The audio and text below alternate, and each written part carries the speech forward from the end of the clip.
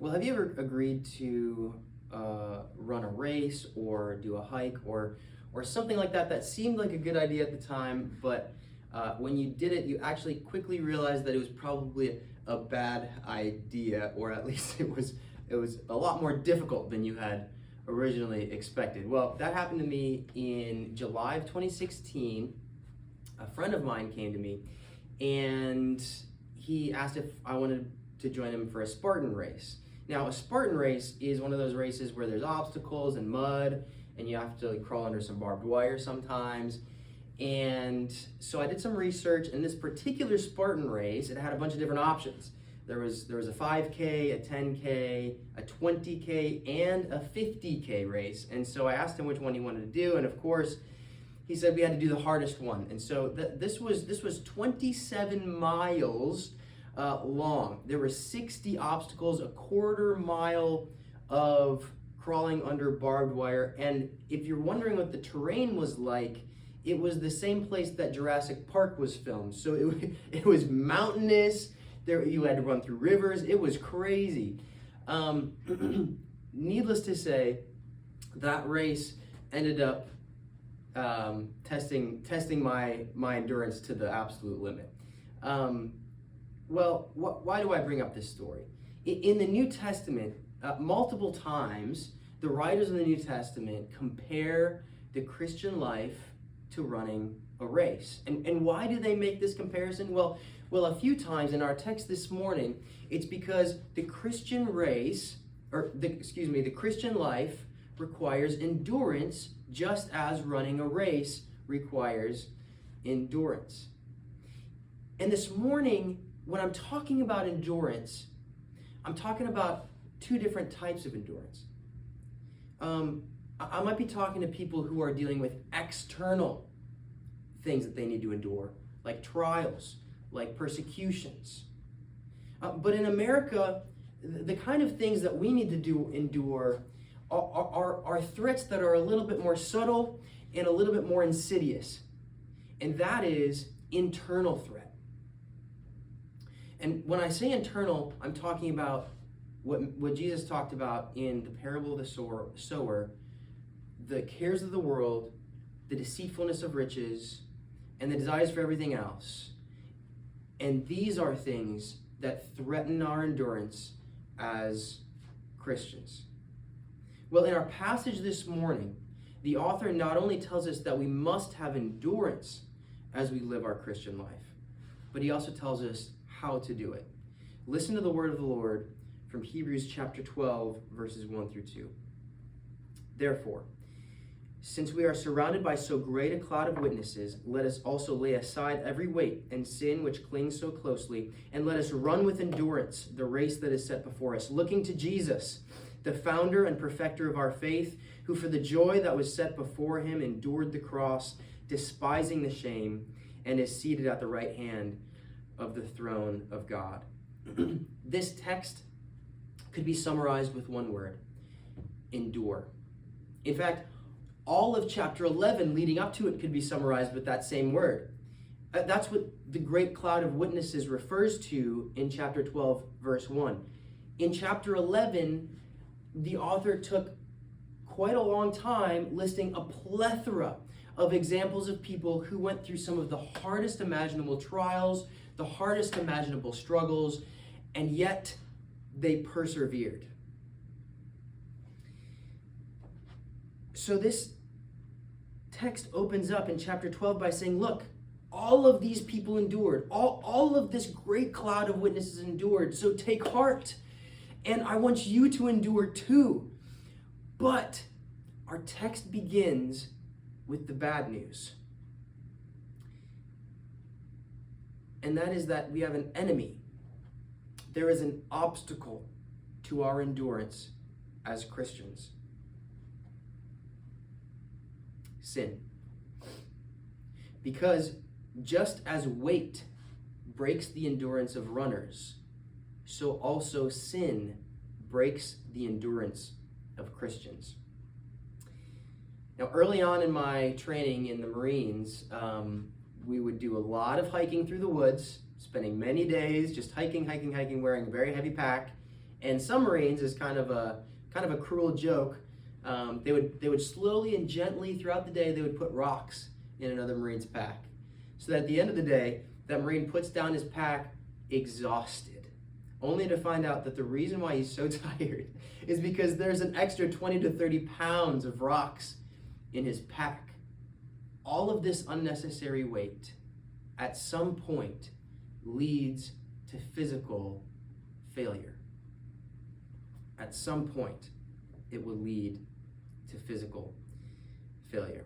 Now, I don't think that the author of Hebrews is talking about how sin affects the quantity of our Christian life, but rather the quality of it. And by saying that, what I mean is, he's not addressing how sin makes us less effective Christians, as true as that may be.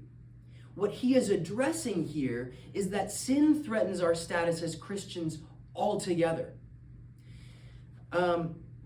Throughout Hebrews, the author is writing to first century believers who are dealing with very intense persecution. And quite likely, this was persecution at the hands of infamous Emperor Nero. It was intense. And the author of Hebrews is saying, hold on to your faith. Hold on to your faith. Hold on to your faith. And we get here, and the message is the same. Hold on to your faith. Endure. Endure. The author of Hebrews identifies sin as a threat to our Christian life, as a threat to our endurance. Here's the point. Do not allow sin to linger unchecked in your life. Why? Because it is a weight that is affecting your endurance as a Christian. Let me say that again. If there is a sin in your life that you are not letting go of, that is coming back over and over again, it is a weight that is affecting your endurance as a Christian.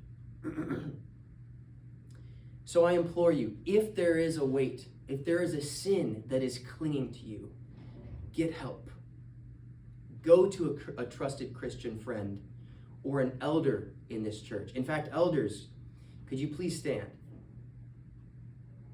Church, these are the men who have volunteered, who have agreed, and who have been appointed to bear your burdens. Go to them. Take advantage. They are here to help you in this. And we must do everything we can to let go of the weight that hinders us so that we can run with endurance. That's the bad news. But there's also good news. The good news is that we have everything we need to endure. In our text this morning, there's only one main verb in the original Greek, and that's running with endurance. Run with endurance. And there's two helping verbs. There's two verbs that help us to understand that. And the first one we've already talked about, it's laying aside every weight. And the second one is the beginning of verse 2, looking to Jesus. Looking to Jesus. And why are we to look to Jesus? Because it says right here in the text, he's the founder and perfecter of our faith. He is the ultimate example of somebody who endured. He is the climax of all of the examples in chapter 11. Jesus Christ is the one that we need to emulate, that we need to look at. Whenever we wonder, how am I supposed to live this Christian life? Look to Jesus. Well, what did our ultimate example do? He endured the cross, and with it, the almighty wrath of God. Church, there has never been a man, nor will there ever be another man, who has faced as severe a test as Jesus Christ has faced, and and he passed. He endured. Let us look to Jesus. Well, how did Jesus endure? Look again at verse 2. Who for the joy that was set before him endured the cross. It was the joy that was set before him that he endured. Why do runners keep going when they get tired? Why do runners keep going? What is it when fatigue starts setting in and a runner starts to get tired that they keep on going? Why? It's because of the reward. Now, every different runner might have a different reward. It might be some financial reward, a professional reward. For a lot of runners, it's just a personal goal, a personal reward. And a lot of times, like for me, if I'm out doing a run and I'm 2 miles away from home, the reward is simply getting back home. If I just stopped when I got tired, well, I wouldn't have a shower. I wouldn't have water. I wouldn't be at my house. And that's enough of a reward to finish that race. But listen to me. Unless there is a reward in mind, a runner will not finish the race. Without a reward in mind, runners will not finish the race. At the halfway point in the Spartan race that I was running, that I was talking about earlier, I realized that I had massively underprepared for that Spartan race, particularly in that I didn't bring nearly enough electrolytes or calories to keep going. And so with about 13 miles to go, the front and back of both of my legs started seizing up. It was a very difficult finish. So what kept me going? Well, I kept going because I was thinking about that finisher's medal. And I was thinking about how I would feel at the end of that I would be able to tell myself I did it. It was so hard. It was so hard, but I did it. I kept on going. I endured. I didn't give up when it got hard. It was that satisfaction, that joy I knew I was heading toward at the end of the race. Now, let me pull the room here. If I said in 2 months' time, another one of these Spartan races was coming up, and I asked, just for the fun of it, who would join me? Raise your hand. Who would join me in 2 months if I was doing this Spartan race? Okay, a couple. Now, how about same scenario, but for every finisher, it doesn't matter how long it takes to finish, everybody who crosses the finish line receives $100 million. How many of you would join me? Yeah.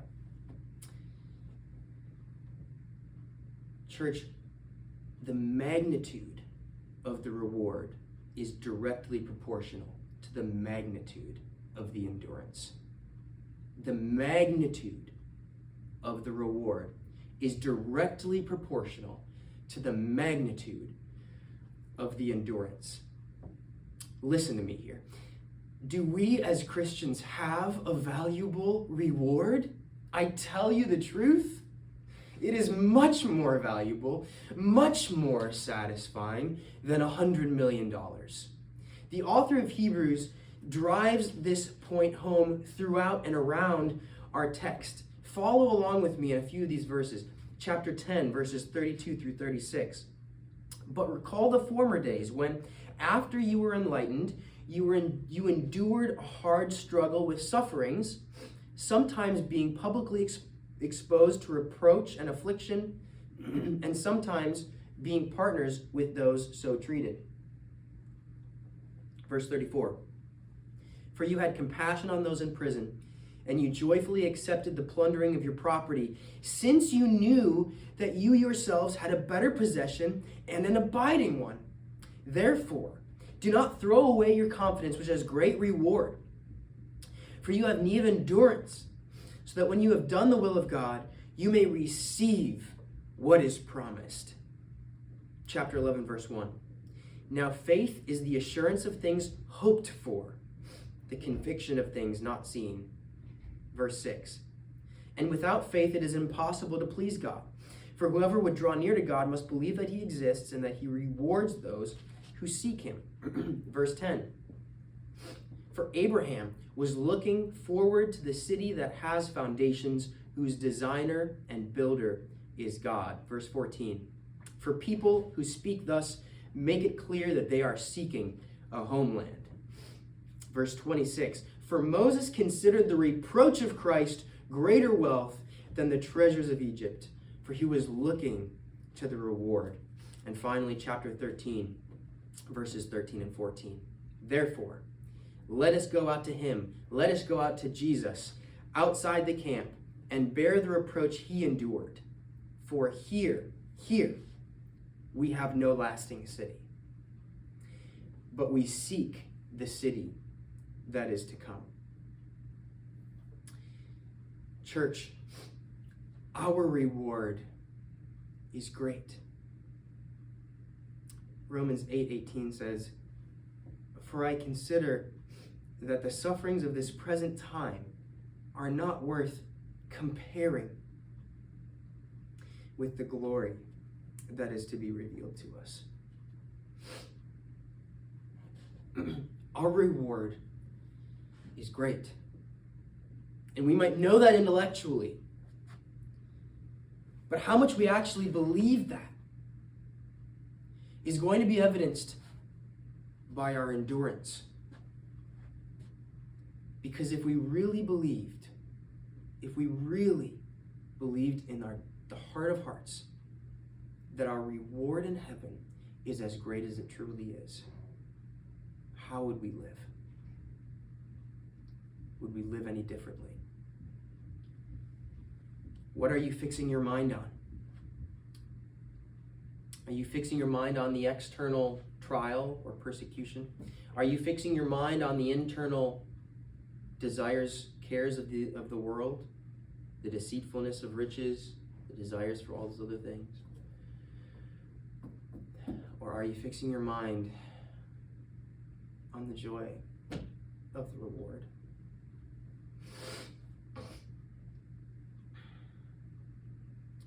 Running a race and living a Christian life both require endurance.